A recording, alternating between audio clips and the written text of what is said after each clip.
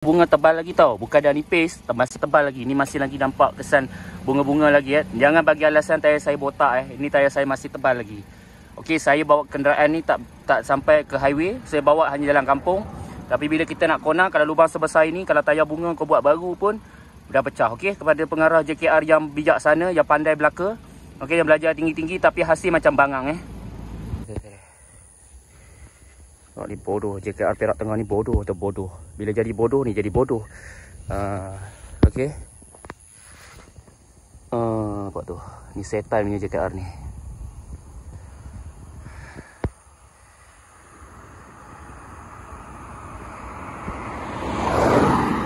Okey. Saya tak nak dengar apa-apa alasan lagi. Peruntukan tak ada babi-babi semua kat pejabat ni. Saya sepaksa saya mencarut dia kepada korang Jalan Raya Kampung Selat dah berapa kali tukar ketua kampung. Tok Ngulu pun tak reti nak tengok. Bodoh nak mampu duduk pejabat makan gaji buta. Pengarah JKR pun tak reti nak turun. Inilah babi semua ni. Okey.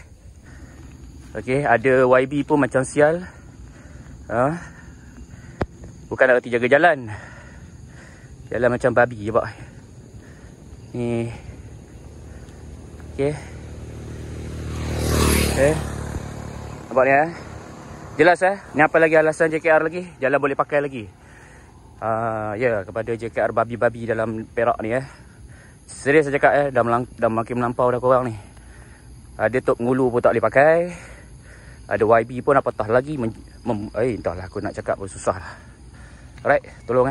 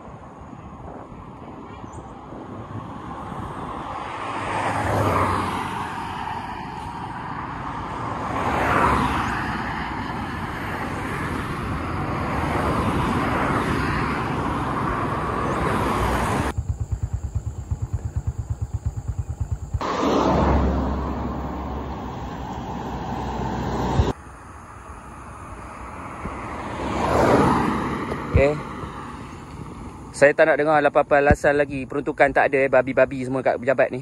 Saya sepaksa saya mencarut dia kepada korang Jalan Raya Kampung Selat dah berapa kali tukar ketua kampung. Tok Ngulu pun tak reti nak tengok. Bodoh nak mampu duduk pejabat makan gaji buta. Pengarah JKR pun tak reti nak turun. Inilah babi semua ni. Okey. Okey, ada